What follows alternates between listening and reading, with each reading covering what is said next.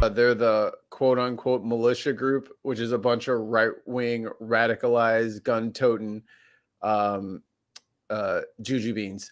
Like they are Fruit Loops. They are they're crazy. They're absolutely insane, and they're trying to. Have you seen their fucking what's it called? Their little training videos that they've been putting out. The Patriot Front and Stormfront. Oh my god, yes, I saw that. It was hilarious. They had like riot shields. Yeah. Right. They were training like to like flag on it. Stormfront was the perfect name for the Nazi character in The Boys too. Like you couldn't have picked a more perfect name. It's like they were trying to prepare to fight. Yeah. It's like they were trying to prepare to fight like medieval knights or something. Like the other side wasn't going to have guns. I don't know. But yeah, that's who Stormfront is. But a lot of them are like all individually like watched by several government agencies because of their propensity for violence and their stockpiling of weapons. So if you see Stormfront dudes, let it go. Yeah, just let that shit go because they're really not wrapped tight. I don't know how they would take losing an argument. Yeah, just keep walking. We might as well get into the dig, if just to keep the show moving along. Yeah, Mikey had us out by like, in an hour and a half. Reasonable time. But just real quick before I start talking about the dig, 2 days ago, I launched my own Twitch. Gross. Oh man, I think I followed it too. Gross. I don't think so because I only have like 4 followers. So good. I've only been live for 2 days. 4 2 so it's Dutch Jason, same as my Twitter.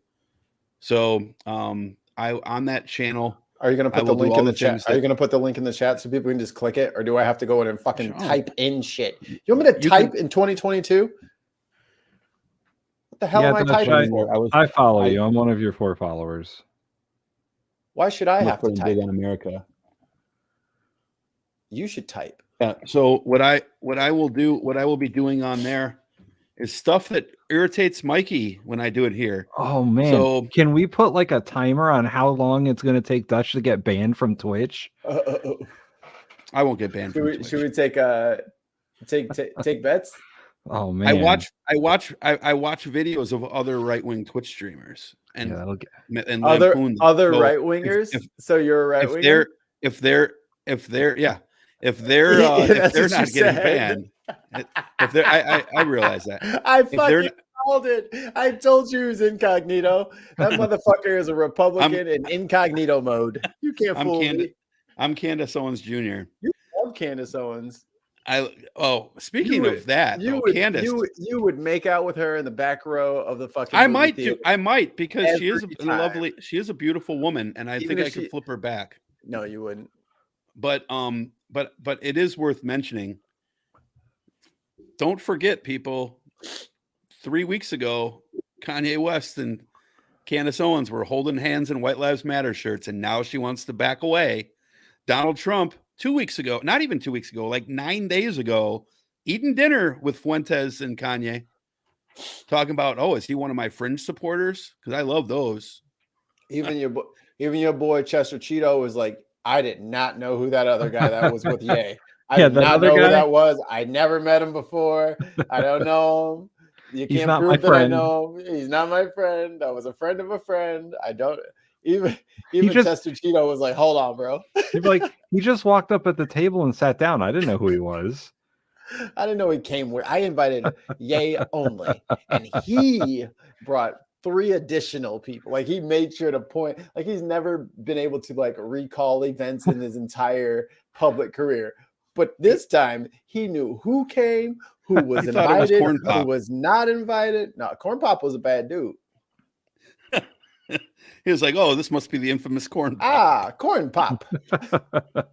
That should be my new gamer tag. Well, hey, Corn Pop, do you have any dirt on Hunter Biden's laptop for me? Because how quick did that news go out, right? We haven't heard about Hunter Biden's laptop in 5 days. It's been great. So did you hear why Twitter blocked that shit that people were leaking? Yeah, I read the articles on it. Matt Taibbi, I think, did a good job of reporting it. And so do you want to talk and about it, or do you want to just keep talking inside references? Because you cut me off and I thought you were going to explain it for the listener.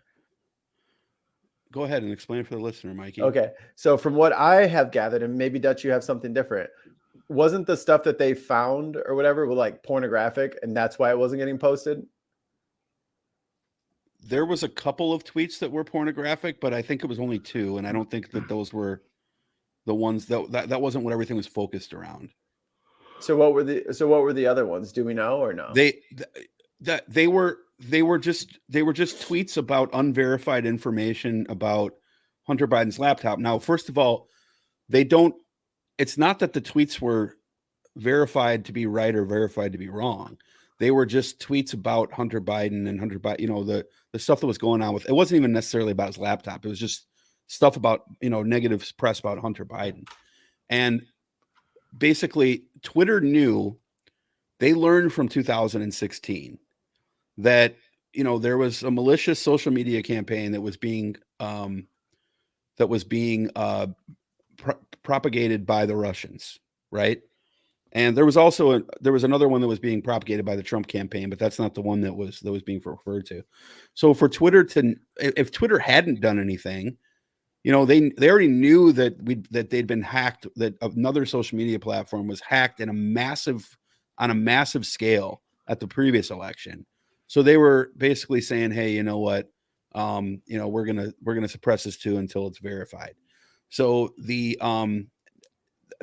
but the right wing is spinning this as like the Biden campaign was trying to suppress it. And Taibbi said, I believe you pronounced the guy's last name is Taibbi. He even said in there is zero evidence that either the Trump or Biden campaigns had anything to do with Twitter's decisions on these. So, but that's not how, like that's perfect red meat for them, right? Like, see, I told you Twitter was helping the Democrats. I told you. Yeah. But and if maybe tomorrow when I stream in the morning, assuming my internet works, I'll go through those tweets and kind of break those down for people over on Dutch Jason. And by the way, Jason Dutch was available, but my Twitter is Dutch Jason, so I just left it the same.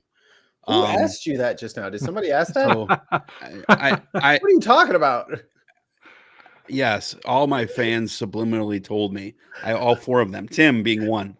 I am one. You have 6 now, crybaby. So shut up. You're up fucking 50. You're up 50% in the last 10 minutes. I'm on my way. With numbers like that, by the end of the show, I'm on my way. You should have. I haven't even been 20,000 people on Twitch. I haven't even been on Twitch on my own outside of this for. It's still only like 30 hours. What, and 6 already? I'm a success story in the making. Let's get Dutch to affiliate. Yay! I don't know. All I need is 10 more cell phones in my house. I'll get there. I'll get there right away. I don't even have a second cell phone though now, so I can't even watch the stream. I usually watch the stream from my phone so I can see like raids and stuff because of course StreamYard sucks. Can't do that because I no longer have a work phone. So, but all right, Mikey, if you would be so kind, let's go to the dig here. All right, so my 8th grade social studies teacher, Mr. Hummel, taught me things that turns out after doing my own research wasn't always exactly the whole story. And this week we're going to talk in light of all of this yay crap about Holocaust denial. So I'm just going to give you a little bit of the history on how this started. It started with racism. That's the end of the dig, right? So I will be hovering the end broadcast button the whole show. Go ahead. Good. So, well, this is all just history, so you should be fine. Okay. So Holocaust denial is a form of genocide denial. which draws on anti-Semitic conspiracy theories that assert that the Nazi genocide of Jews, known as the Holocaust, is a myth, fabrication, or exaggeration. This according to Wikipedia. So real quick. Can this be put in the same bucket as flat earth deniers, like round earth deniers? No, because that doesn't hurt anybody. It hurts the earth. Well, it's a conspiracy theory. Yeah. What about like the people who think that JFK Jr. is still alive, or that 9/11 doesn't hurt anybody? That doesn't hurt anybody either. Maybe the Kennedy family. So yeah. What about the 9/11 stuff? Like that does hurt people. Yeah. That this is all right. Let's finish the dig because a lot of this comes into play. So, and again, this is I'm going to cite the sources as I go through them here, so that when the stupid YouTube bots listen to this, they'll be able to see that I'm quoting something. Mark that on your bingo cards, everybody. If you had rage at filters, go ahead and mark that square with your blotters. According to Wikipedia, the article on Holocaust denial, sentence 3, Holocaust deniers make one or more of the following false statements. Number 1, Nazi Germany's final solution was aimed at deporting Jews and did not include their extermination. I'm sure Tim or Mikey will tell us what the final solution is later. I don't want to. It's not important. It's not important. And can you put something in the front and the back of these things so that they're not just sentences left on their own? What do you mean? For the second one, and the second one says, and then without pausing, read the second one. And then at the end say, and that was what the second one said, so that it can in no way be misconstrued as your words. Yeah, we're living in such fear these days for stupid reasons. But, then end the fucking channel and give up and fucking go live in a dirt hut somewhere. Like that is, you have to be clear about what we're saying. We are not promoting these things. These are not our ideas, and we want to make sure that that's clear for anybody. But this is so for the YouTube bots.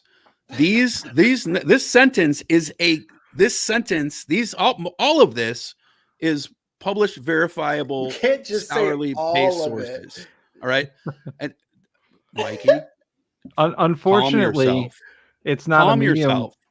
Unfortunately, it's not a medium where you can put a disclaimer at the beginning and say, we don't believe this. We're just talking about it, because the people that moderate it aren't people. They're bots and algorithms. So they're just going to pick up on words. So I'm going to say all the sentences backwards. So, all right. That makes you a Satanist. Again, you gotta backmask the whole show, and then you'll get the message. Remind me about that at the end, because I got to tell you who the newest person canceled for Satanism is. You're gonna love it. After the dig, it's me. So again, Nazi Germany's final solution, this according to Wikipedia, was aimed only at deporting Jews and did not include their extermination. Number 2. On this list, Nazi authorities did not use extermination camps and gas chambers for the genocidal mass murder of Jews. Number 3 on the Wikipedia list, the actual number of Jews murdered is significantly lower than the accepted figure of approximately 6 million, typically around a tenth of that figure. Number 4 on the Wikipedia list, this is the last one, the Holocaust is a hoax perpetrated by the Allies, the Jews, and or the Soviet Union. Go ahead. And the Soviet Union. My question is, maybe these are like different wings of like the same joint, but how can you say it didn't happen and also it didn't happen as much as they said it did? Like, you know what I mean? Like either it wasn't a place, the concentration camps weren't a place for killing people, or they were. Because if they are camped and they are killing people, then you can't say that it didn't happen, because you know what I'm saying? Like, so the same kind of logic was sort of applied to the January 6th riot insurrection, right? Because at the beginning it didn't happen. It didn't happen, and then when there was proof that it happened, it was the FBI or they're a lot nicer than they saw on the TV, and they're just people The cops walking open through, the snapping doors. pictures. It Yeah, was bad angles. Yeah. The lighting. Yeah, was there's a picture of a police officer going like this, so he must be waving him in, so they didn't really violate any laws. I guarantee you, for like 3 of those 4 statements, you can apply to the January 6th insurrection. Logically, those same things were said about it. Right. So, and actually, this research that I did will break down some of this. It just seems it seems like even their camp is fucking splintered on splintered on the made up facts that they're trying to come up with. So you're absolutely correct, Mikey, and you're a paragraph ahead. You're doing a big hoss, so which is fine. So Holocaust denial is a form of anti-Semitism. I agree with that statement. According to historian, I believe I'm saying her name right, Deborah Lipstadt, Lipstdadt, who is known best for stating that the Holocaust has the dubious distinction of being the best documented genocide in world history. Lipstadt describes 2 different forms of Holocaust denial: hardcore and softcore. So this kind of goes to what Mikey was just talking about. There's 2 different animals here. Hardcore Holocaust denial, according to Lipstadt, is the argument made by deniers that there was no planned centralized program of annihilation of the Jews by the Nazis, and that this whole idea of eliminating the Jews from the European continent and beyond never happened. Pause. Softcore denial, on the other hand. Okay, yeah, go ahead. I just want to give a brief history of Ambassador Deborah Lipstadt, as she is now known. She was confirmed by the U.S. Senate in March of 2022 as a special envoy to monitor and combat anti-Semitism with the rank of ambassador. So she is the official ambassador of fighting anti-Semitism, as well as an author who has published 10 books on it. Which means, unfortunately, that in the right-wing circle, she has no credibility. She's part of the deep state, I'm sure they'll say. But anyway, we know she's credible. So again, softcore denial, according to Deborah Lipstadt, does not deny the Holocaust took place, but rather questions its scope and its significance. This pool of deniers raises questions they disguise as rational, such as, of course the Holocaust happened, but was it really 6 million? Or, of course it happened, but was there really gas chambers? Often citing as evidence the lack of smokestacks in the pictures. I'll come back to that later. Or that 5 years was not enough time to carry out this genocide. In fact, Nick Fuentes is one of these people. Doing a tangent here, but he was describing it as like, oh, if I was baking cookies for 5 years, how many cookies would I be able to bake in 5 years? Like the stupidest fucking fallacy you could possibly come up with. If you were doing nothing but baking cookies for 5 years, you could bake a lot of cookies. You could. and he also thinks that just like no one can understand, how did they build the pyramids?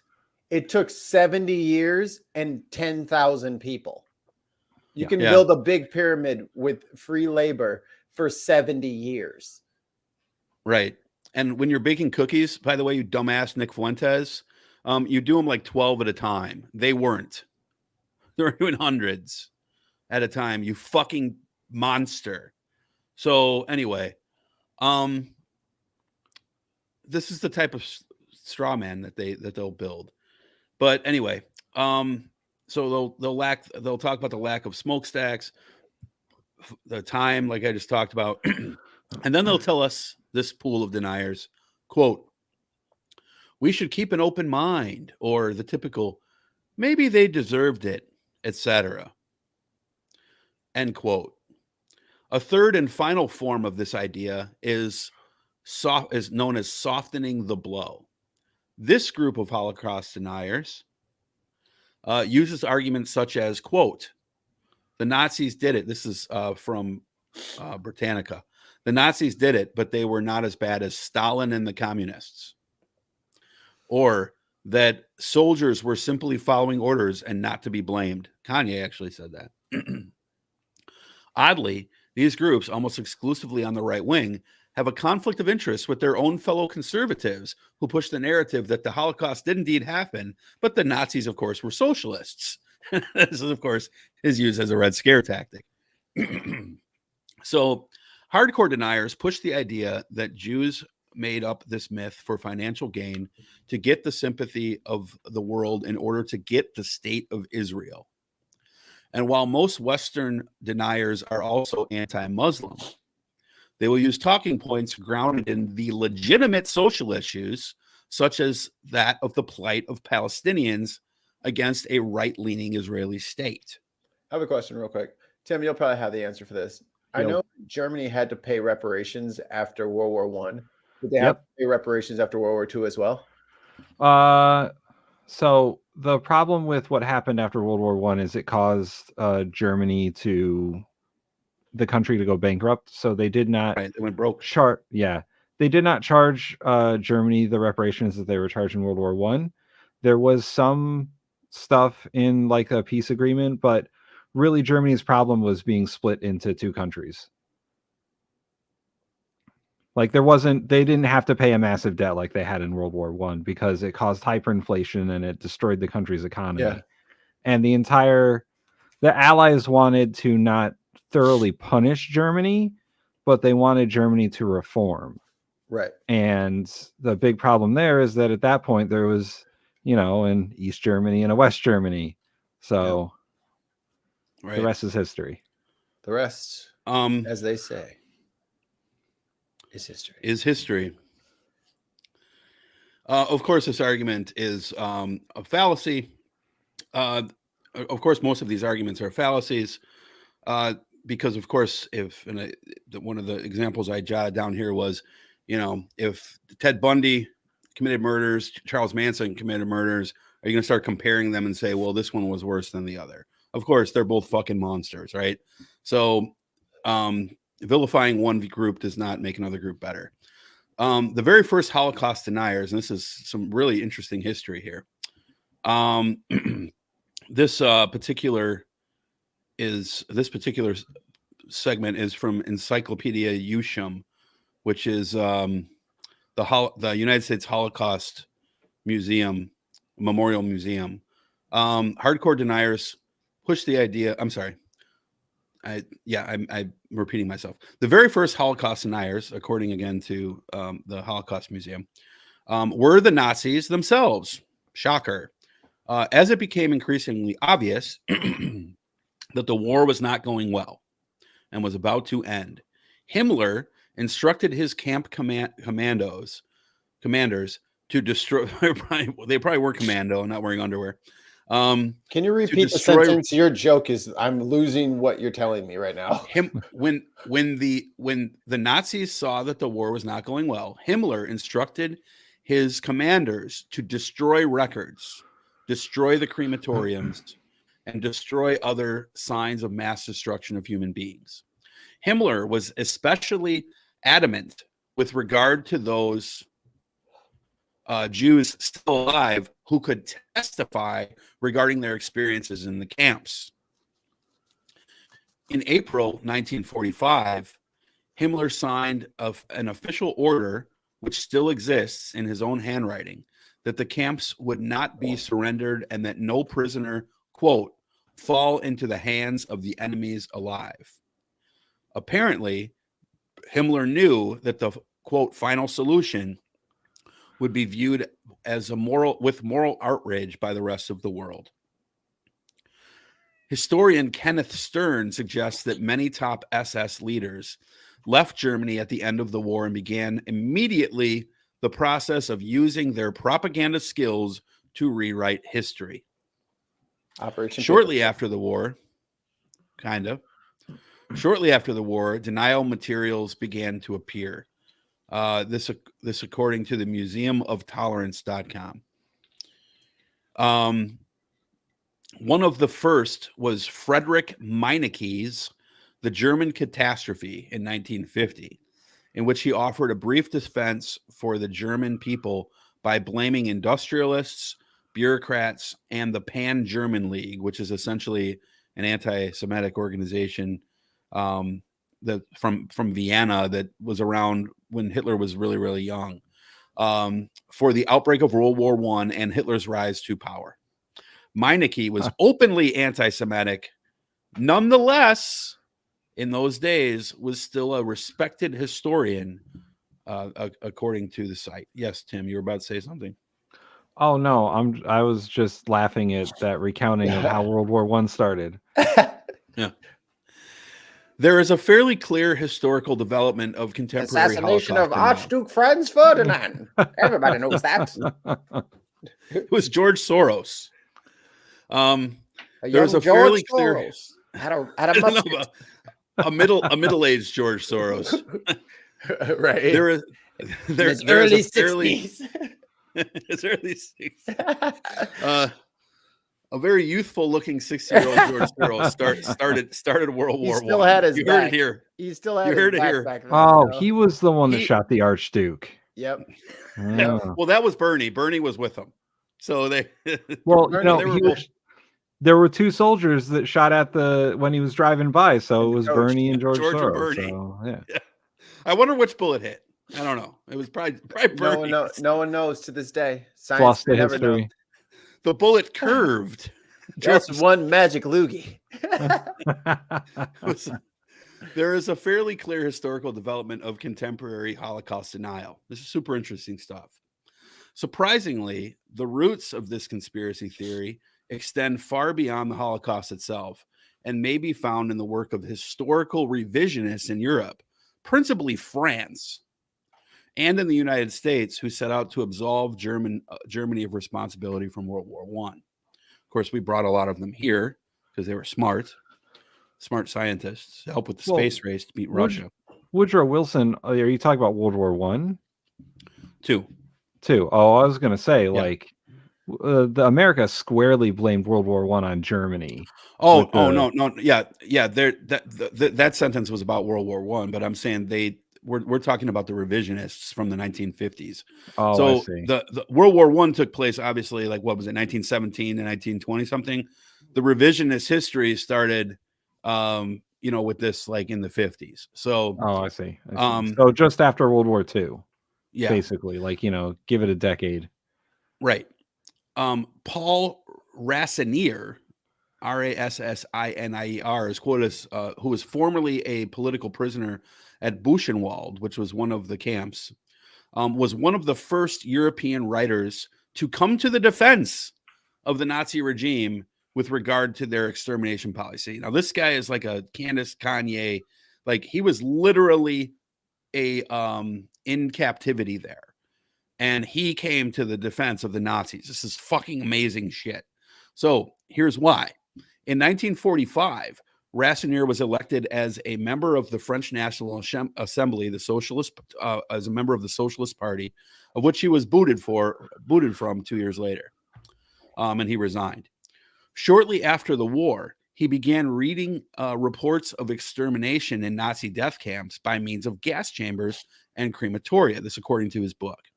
His response was, quote, "I was there. There were no gas chambers."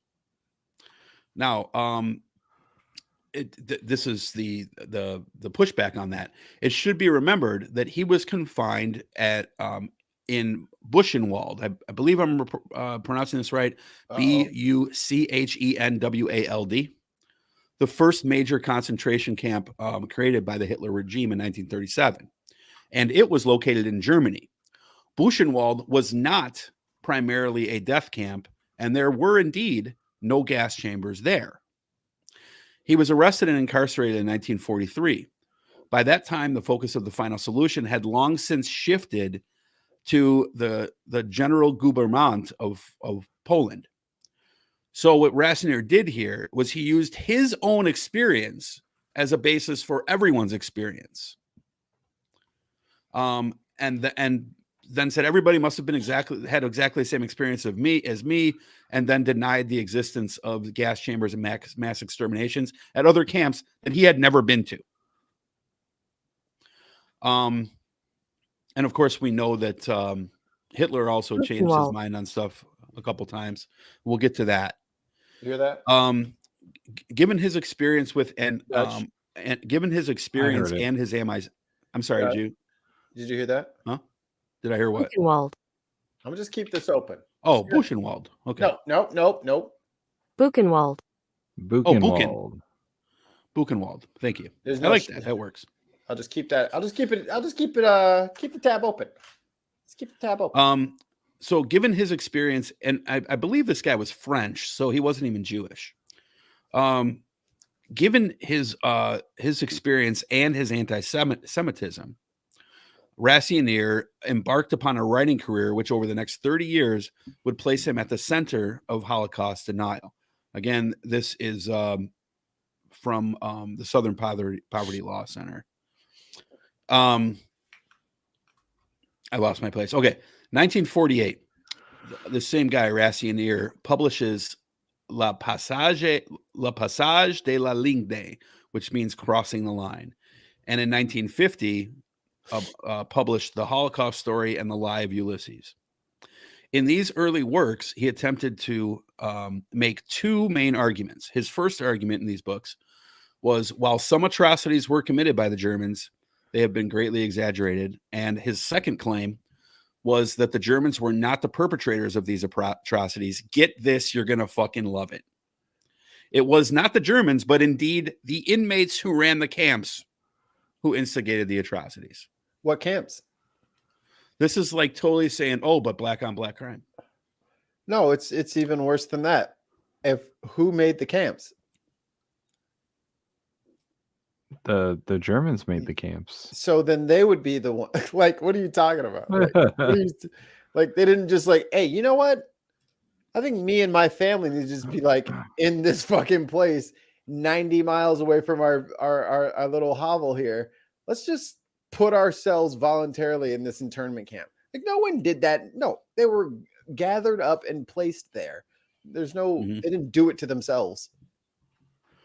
Yeah. And the premise on those books, by the way, is directly from the publisher. So where was I? So again, they blamed it, instead of blaming the Germans, they blamed the inmates at the camps. In the gas chambers, according to Douglas, repeats the Nazi efforts to persuade the victims that they were actually harmless showers. So, oh wait, I'm sorry. I skipped something there. I skipped to page 6 instead of page 5. So ignore that last sentence. So again, go back to the, blaming the inmates. In 1964, Rassinier published The Drama of European, I'm not even going to say that word, a work committed to debunking what he called, quote, the genocide myth. The focus of this book was the denial of the gas chambers, the denial of the figure of 6 million, and the discounting of the testimony of the perpetrators following the war. And that's something that is really huge. It's like you had all these perpetrators who were like, yeah, I did it, but I was made to do it, or I was just doing my duty, or I had to do it. Like none of these perpetrators ever said, oh no, that never happened. They always said, oh yeah, it happened. It wasn't my fault. Not one perpetrator has ever been on record saying it didn't happen. I just following orders. Right. So these three have emerged in recent years as central tenets of Holocaust denial. While none of these arguments were new, again, Britannica here, Rassinier did introduce a new twist to Holocaust denial. Having argued that the genocidal extermination of Jews is a myth, he asks, who perpetrated the myth and for what purpose? His answer, we talked about this before, was, of course, it was Zionists as part of a massive Jewish Soviet allied conspiracy to swindle Germany out of billions of dollars in reparations that they had gotten out of. What's a Zionist? Yeah, what's a Zionist? A Zionist is a person who believes that there should be a Jewish homeland.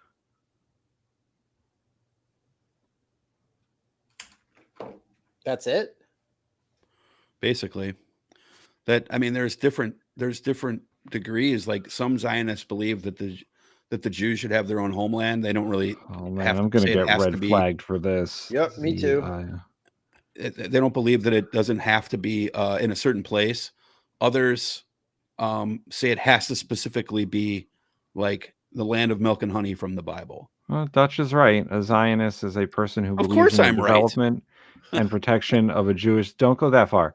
Jewish and protection of a Jewish nation that is now Israel. That's the main definition. But it's also a nationalist movement. It says here. Yeah, I would say Zionism is a nationalist movement. I mean, Israel is chock full of that. So yes. Yeah. So,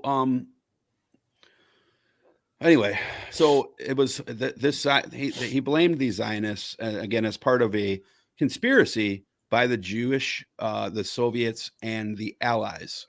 All together wanted to swindle Germany out of the reparations that they had been ordered to pay, but then never paid, like Tim talked about before. So how that would be a swindling, I don't know. It sounds to me like it would, if it was true, which it's not, it would be going after what's yours, but whatever. They don't care about facts.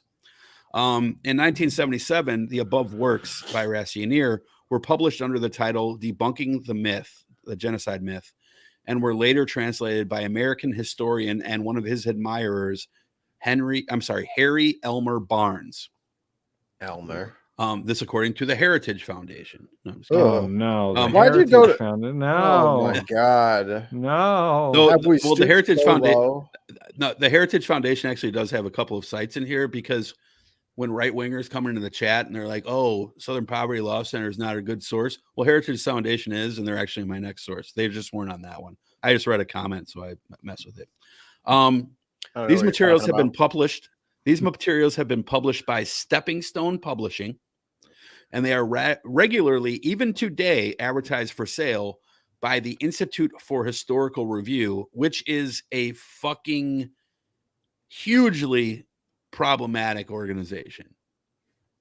Tim, if you want to look them up and give you can God, the FBI is going to be at my door in like 5 minutes. The Institute for Historical Review. Many deniers use efforts by Nazis to hide the ongoing crimes as a reason for their denial. For example, some of the tricks that the Nazis did was they used to take trucks of Zyklon B, which was like the chemical, and they would paint Red Cross symbols on the trucks carrying these chemicals, right? So that when people saw them going in and out, they wouldn't be suspicious. The people who were getting onto the trains and getting onto the buses were told they were being resettled. You know what? Do you know what Zyklon B is? I just looked it up. It's a chemical that was used in. I don't know exactly what it does. Right. I'm asking, do you know like the nerve gas? The makeup of it. Maybe it's cyanide based. It's hydrogen cyanide absorbed on or released from a carrier in the form of small tablets.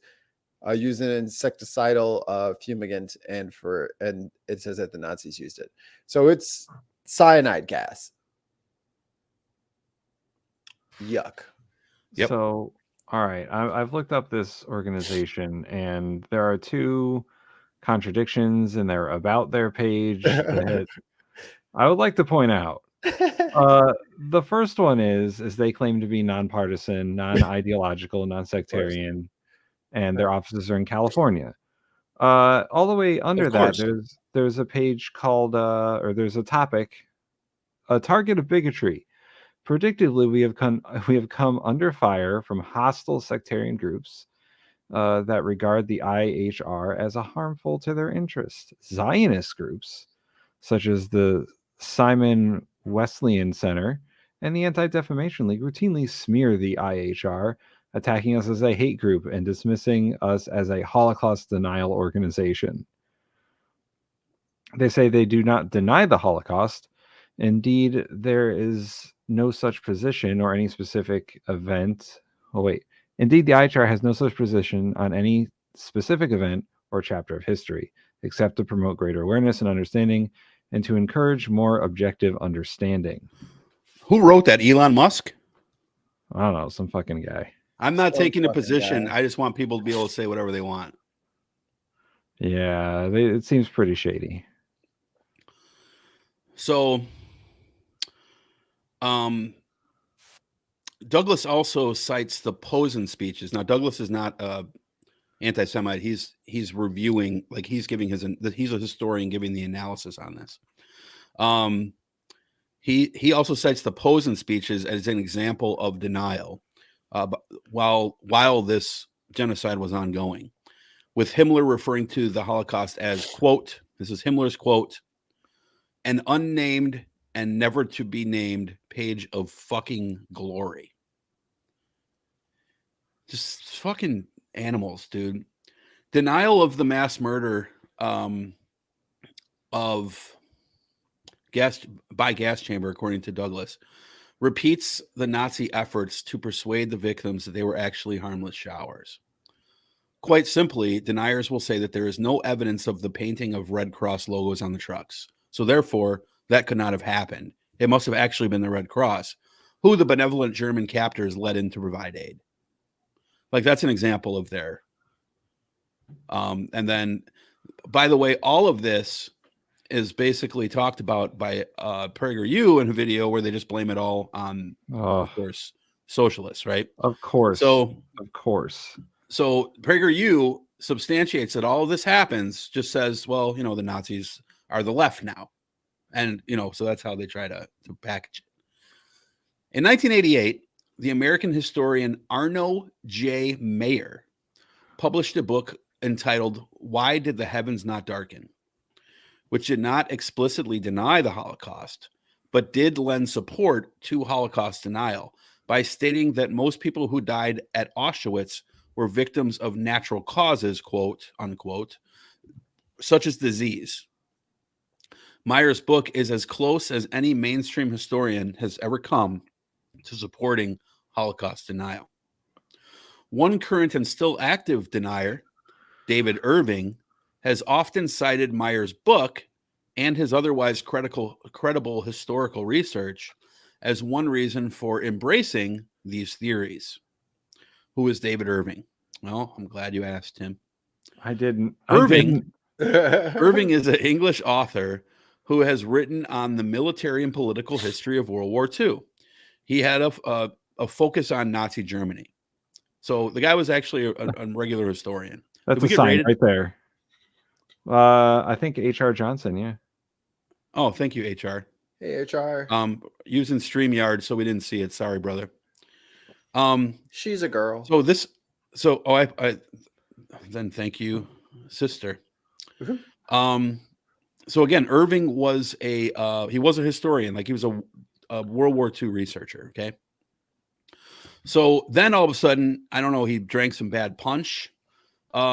Actually, this guy's history goes way back to being an evil fuck back into his college youth. I was looking this guy up. He's a complete piece of shit. But he started to move away from reporting on history into going into this Holocaust denial. So he argued that Adolf Hitler did not know of the extermination of Jews, and if he did, then he opposed it. By the late 1980s, Irving had placed himself outside of the mainstream of the study of history and began to turn from this softcore into the hardcore Holocaust denial. You possibly never want to go into the hardcore. Yep, he's going to the hardcore, just like Kanye said would happen. Possibly influenced by the 1988 trial of Holocaust denier Ernst Zundel. That trial and his reading of the 1988 pseudoscientific Lecture Report, LEUCHTER, led him to openly denying that Jews were murdered at Auschwitz. The bulk of the rest of this, guys, is from where did I put the source for this at? Let me just find it before I start reading it. The Jewish virtual library.org. Okay. Almost all of the rest of this is from there. The Heritage Irving's Foundation. Irving's reputation as a historian nosedived again in 1996 when, in the course, the Heritage Foundation loves Irving because he votes Republican. Irving's reputation as a historian. Not the only reason.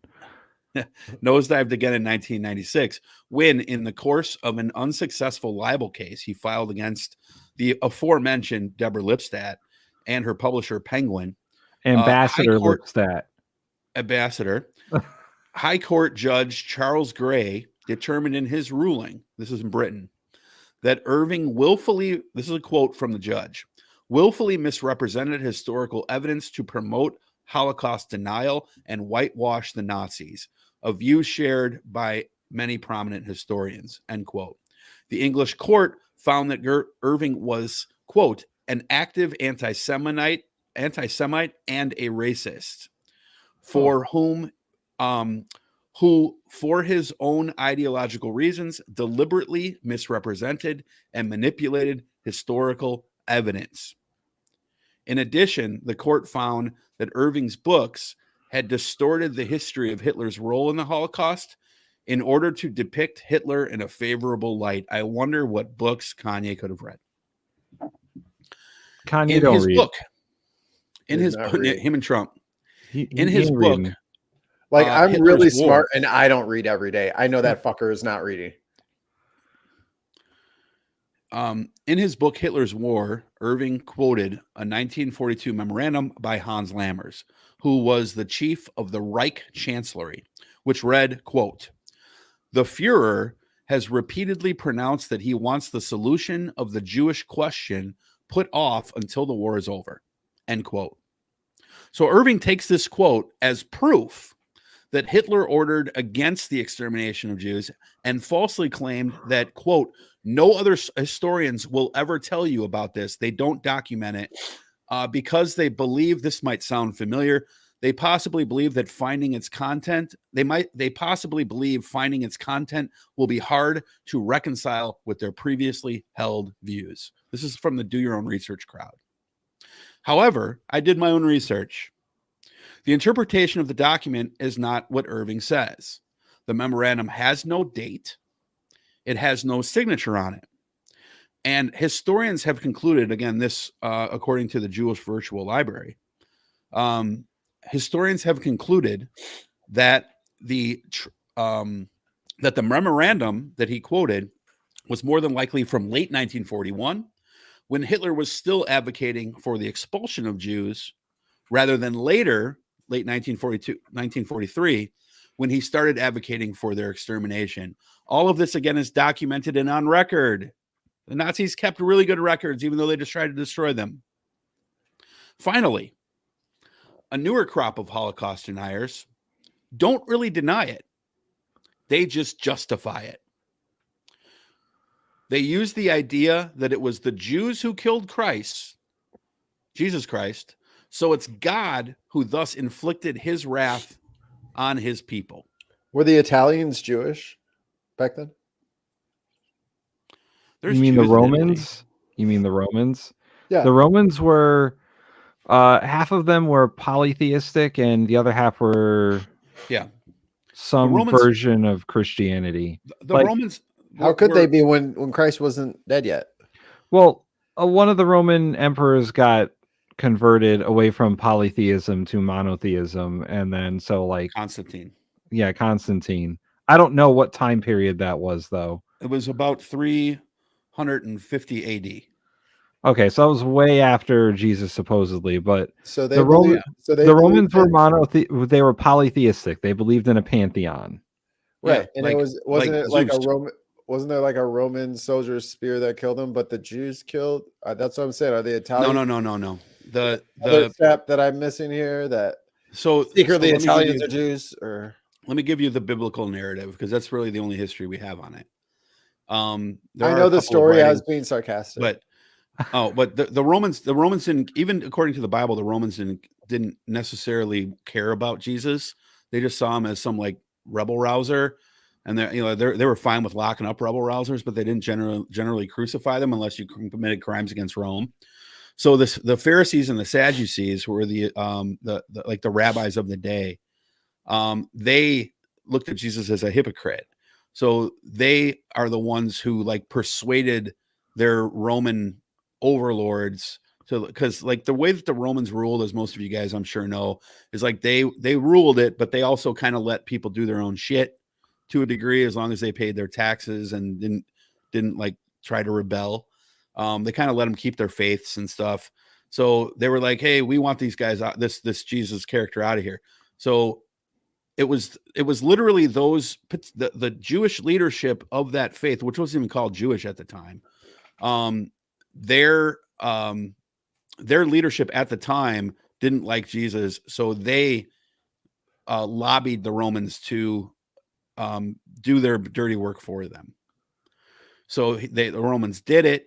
So the Romans technically crucified Jesus, but they did so at the becking and the calling of the Pharisees and Sadducees. Look, dude, So I saw the documentary Gladiator. I remember. Oh, right. yeah. That's a historical record. Correct. With Russell Crowe. Most historically inaccurate movie ever made, for sure. So what they're doing is they're basically saying, because 5-6 religious leaders back in those days did something, therefore it's okay to do this to millions of people today who lived 2,000 years after them. That's absurd. So in closing, I will read to you directly from the Jewish Virtual Library. This is not my words, this is theirs. Holocaust denial is rooted in the isolationism and historical revision of the World War I, post-war, World War II, and Cold War periods. By the mid to late 1960s, all of the ingredients of contemporary Holocaust denial were in place. Some of this background does, in fact, represent legitimate historical revision. Other parts of it, however, depart from the academic standards of historical analysis and move clearly in the direction of politically and ideologically motivated historical denial. One overarching characteristic of all deniers, the one characteristic which binds them all together, is anti-Semitism. Regardless of the language used. I thought you were interjecting. Plot twist. Regardless of the language used to clothe their attacks upon memory and truth, it is the language of hate and fear. Regardless of pretensions of scholarship and even underlying traces of real scholarship, deniers ultimately come to rely on the least respectable of all strategies, stereotyping, falling back on stereotypical images of the Jewish people, which has been perpetrated for centuries, which show little sign of diminishing with the current crop of deniers. And that is the dig. So, wow. Exactly. I picked the wrong show to come on. Me too. I should have just not. I was running back and forth to the airport. I should have popped a tire or something. So, yeah, that's a whole big thing. Boy, those people are crazy. But that leads back into what we started with, right? For the people who might have missed it, who weren't here because they just came in with the raid or whatever. Like, what do you do with canceled people? I mean, they're not they're not canceled people. They're people with a certain ideology. What do we do with bad ideologies then? Nowadays, there's nothing you can do. We have a constitution. Like they get equal protection under it, unfortunately. You can counter them all you want, but because of the internet, they find each other just like any other group of people, and then they echo chamber the hell out of whatever they think. The problem that we have here is the same problem that we have with stuff like Black Lives Matter. It doesn't matter what's true. They want it to be true so badly that it becomes true. And it must be true because they want it to be true. And if you don't believe it's true, you're the dummy. And the cycle of the cycle of thought to conspiracy theory is like put into hyperdrive because of the internet. Like we were saying earlier about, you can say a lot of the same things about Holocaust deniers as you can the January 6th deniers. Well, the Holocaust stuff took decades and decades. Like it took a while to get to where it is today. The January 6th stuff happened in a year. It happened within a year that people are like, oh, that didn't really happen. Days. Yeah. Literally weeks after the Republicans on the floor said this is awful and people should be punished, those same Republicans in committee were saying, well, this was just a nice group of tourists walking through taking pictures. Josh Hawley was literally running through the halls of Congress hiding. And then a week and a half later came out and said, I don't know what's such a big deal. But when it was going on, he was running and hiding like a little bee. So I don't know, because what do you do with those people when their ideologies get pushed on that scale? Like, or when a conspiracy theory accelerates at that speed? It doesn't matter. They're not going to believe it. They don't care that the fucking trains went in to these ghettos, these concentration camps. The trains went in full of people and they came out empty, and people, bystanders sitting there, German citizens, are like, why the fuck are they sent? Where are all these people going who are going in here? Why is soot falling from the sky that smells like flesh? And they say, oh, there was no smokestacks. So where's all the exhaust going? There are literally German citizens who would sit there and tell you that there was ash falling from the sky of charred remains of fucking human beings. And you're going to sit there and you're fucking deny it. You're fucking monsters. There's an example that ties this together between the January 6th stuff and the Holocaust deniers. There were people wearing shirts at the January 6th insurrection that said 6 million wasn't enough. Don't put that up. Do not put that up. I'm not going to. Leave it to Tons of Mice to make me laugh about something that bad. That's his job, and he's very good at it, but do not put that up. I didn't see the chat, but now I see the chat. Don't put it up. Don't. Thank you, Tons. Joke acknowledged. You get your points. Dear God. Dear God. But like, and this is another point that the ambassador made, Ambassador Lipstadt. I don't want this. I made this as a note. Don't be fooled into the fact that most of these deniers will package themselves off as just rational thinkers who just want the truth. I like to think outside the bun. You gotta stop listening to that woke media. You gotta start opening your pineal gland, get your third eye chakra going. You know what I'm saying? Then you can really understand my conspiracy theory. Right. But Tim, how do you respond to that when someone comes to you and they say something that's blatantly dishonest, but they're like, well, yeah, but look at all these sources. Like, I'm just trying to be rational, Tim. Don't you like to have rational conversation? So I do come across that sometimes, and I've actually said to people, listen, I'm not engaging in this conversation. Exactly. You're not coming from a place of honesty, and you're not, and your sources aren't sources. Like, the problem is they want to come at you with, oh, let's be reasonable, have a conversation about this, when they shouldn't be given the breath to have the conversation, because what they're arguing is monstrous. Especially if it's Holocaust denial, it's monstrous.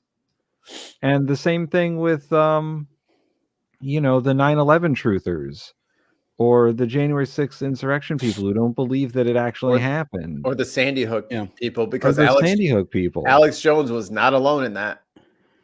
Everybody keeps looking at Alex Jones. Everybody's looking at Alex Jones to like fucking foot the bill for that whole like Sandy Hook thing. But there was a bunch of people online claiming that it was a false flag operation and all that shit. I used to spend hours upon hours arguing and debating and talking and trying to get them to see reason, but they can't. They don't want to. But they believe what they have is reason and logic, and it simply isn't. It's a trap of illogic, and circular logic, xenophobia, tribalism, and ideology. They don't. But you hit on it. You hit on it with the circular logic. That's exactly it. Yeah. My first point proves my second point, which proves my third point, and my third point proves my first point. You haven't done any deductive reasoning whatsoever. You know, their premise is, for example, Nancy Pelosi's husband was gay. Well, what's your evidence? Well, that he was gay. Exactly. So therefore, it was a lower score. Well, he's a leftist, so he has to be gay, right? Like, and it's like, and you're like, wait, what are you talking about? Well, don't you want facts? Don't you want to get to the bottom of it? That's what we have the police there investigating it for. And in this case, it wasn't even really police. Like it's the Speaker of the House's husband. So you had levels higher than that involved here, you know, but they don't want to believe that. And Hellbound Hillbilly, that's a good point. Some of the right wingers were streaming for this is I'm reading from the chat here. Some of the right wingers who were streaming from the riot stopped talking about J6, stopped bragging that they were storming the Capitol and started claiming it was Antifa while people were still in the Capitol. That's exactly right. There you go. The counter narrative started that day. Oh, Antifa. The counter narrative started that day. It is disingenuous of someone to approach you with something like that, a conspiracy theory, what have you, and say, let's debate it on logic and let's debate it on the merits, because they don't have merits. If they were to follow simple logic and critical thinking, it's not even about research. It's critical thinking. Right. That to find out that, you know, it wasn't Antifa because the rioters were there saying it was Antifa while they were there. Like the people pictured in those in the videos were clearly not Antifa. They were Proud Boys and Oath Keepers. No, they were dressed up like Oath Keepers and Proud Boys. They were disguised as them. And then they shift their narrative to the and this is one of their arguments. Okay, I'm pretending to be a right winger right now, and I'm making their argument. They would say, get the clip button, buddy. They would say, well, it was the FBI, right? Obviously, right. And then you'd be like, well, what evidence that you have it was the FBI? Well, you know that what the FBI did to Fred Hampton. You're going to say they wouldn't do this? And then I would say, who the fuck is Fred Hampton? Yeah. Well, so it's the cabal of the hope gap. You know who that is, but it's the cabal of the gaps principle. It's the same fallacy. Like, oh, look at how beautiful this tree is. Look what God created. I'm like, where does it say made by God? Well, only something this pretty must have done it, or we don't know what dark matter is. Therefore, it must be God. You can't just fill in God or fill in Jews or fill in whatever you're too lazy to actually like research the answer. You just spackle in a little bit of whatever you can come up with your brain, and all the rest of us are supposed to just go with that. Like, no, you made that up. Just say you made it up. I would at least have respect for you if you say you made it up. I envision that this is true, and I can be like, that's a very interesting theory you have there. Go ahead and put it in the garbage now. And for all the people who are like sources this and sources that, and I do my own research, there is a clear difference between a primary source and a secondary source. When you say I have sources, I want to say, okay, but do you have primary sources that back you up? Not some article some asshole wrote. What's a primary source, Tim? A primary source is an original document or an original artifact or something that can be traced all the way back to the person who originated whatever you're talking about. Let me give you a great example of a primary source, folks. your boy Nazi Sam. soldiers who hit the button in the gas chambers.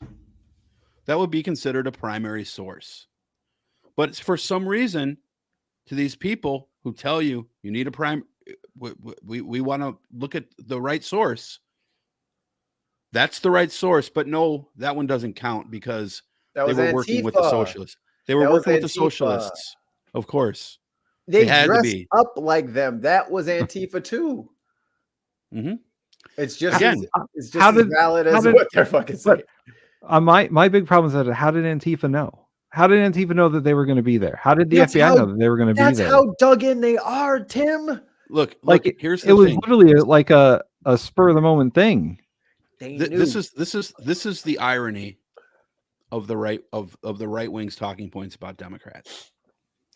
We're supposed to believe, because we're told all the time by the right, we're supposed to believe that the left is completely incompetent when it comes to everything that they do, and that our leadership is so weak that at the first sign of adversity, they're going to buckle under any pressure whatsoever. And then at the same time, we're led to believe that they are also master criminals who are so good at covering their tracks that, of course, they're in charge of all of the bad stuff that takes place in the world. That's a fascist talking point, by the way. And again, what do we do with these people? I have some solutions that perhaps will not give us it will not deliver the result at the speed that we like, but I think it will work. Okay. Number one is education. You have to teach kids how to critically think, even if it makes them more annoying and they can like sneak out better. But we just have to. We just have to. Because I just drove fucking Jonathan to the airport and almost died 75 times because everyone's in their own little world and everyone can always just bend the rules a little bit for them and they're not putting in the fact that they have a fucking 6,000 pound vehicle going 80 miles an hour and maybe you shouldn't just switch lanes like that. Like the wire's there, but I don't know that it's plugged in. So our kids have to be excellent thinkers. Diversity is important. And I dare say forced diversity. You need to be around other people. Even if you don't. So they're not going to like that. Good. They shouldn't like it because guess what? People are fucking annoying. People suck.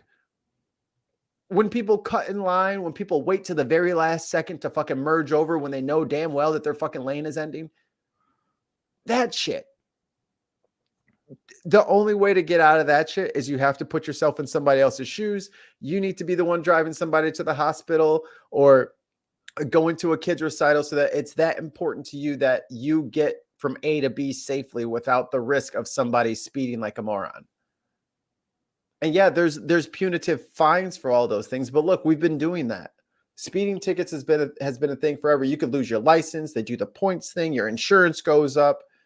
You got to fix your car. That's not cheap. Like all of the financial and punitive reasons to get people to behave in a way that's beneficial to everyone in the society, the punitive ways don't work clearly.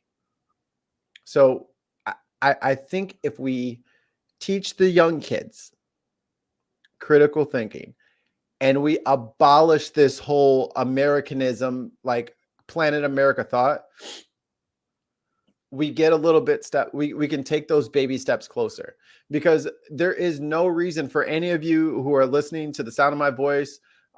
Don't argue with fucking nutbag crazy people on the internet. All that's going to happen is your fucking blood pressure is going to shoot up. They're going to laugh at you. They're going to clip it up. And like, you know what I mean? Like you might be fighting the good fight, but they don't care. And that's what they want. They want to trigger you. They want the reaction. They want you to react to the crazy shit they're saying. And I think that's where Kanye's on. I think that's his current, he's chasing that fucking George Bush doesn't care about black people high, right? Yeah. Of everybody unilaterally loving him for standing up because Bush wasn't fucking treating Katrina right. But I don't know if that's Bush's job to manage a fucking hurricane. But there were things that he could have done to make it better for everybody. So he's still chasing that. Don't argue with people online. You don't need to. Let them be wrong. Because at the end of the day, for every wrong person you find, try to find like a kid you can mentor and get the stupid out of them early. Because that's what we're starting to find. All this freedom breeds stupid farms. And Twitter is a stupid farm. Oh, Facebook is a stupid farm. YouTube is a stupid farm where people are literally just taking bad ideas, putting fertilizer on it, watering it, putting a heating lamp on. Like they're taking a lot of fucking effort to make sure that as many people are stupid as possible. And smart people don't fall for stupid shit. Too much. So, you got to inoculate the kids against morons. Just like I'm just going to leave it with this. When you have people who are pushing a narrative, and then you have someone who actually was in one of these camps, and they come to them and they say, I was here, and they show them their tattoo, and their response is, how much did the socialists pay you for that? You think Magneto was lying? You absolutely not. You think Magneto would lie? You have earned the right to not be engaged in conversation with me. I would urge you to do the same. You have forfeit your privilege to speak with me. And that's that. So, when they try to package themselves up as being rational thinkers, or just, we're just looking for the truth, man. Just looking for the truth. The American people want the truth. We have it. You don't like it. You want something else to be true. So therefore you talk about it as if it is. End of story. You don't care about facts. You don't care about evidence. You only care about your pre-existing belief and what must be true in your mind. So therefore it's true to you. And anyone who doesn't agree with you, you defame them. And you can literally go fuck yourself. Just bully them. Just bully them until you're right. Oh, and I got one more last thing. Like when I let off and I was like, what do we do with canceled people? I need everyone to remember that this is going to last longer than your conversation. Be mindful of the words you use. Be mindful of the things that you're saying. Right. You don't know which side of history you're going to end up on by joining the mob and dumping on people. Close your phone, have a cup of coffee, get a beer, something like that, and critically think about what you want to say and post. Don't just jump out there with the first shit that pops into your head. That's what they're doing. And that's why they're so problematic.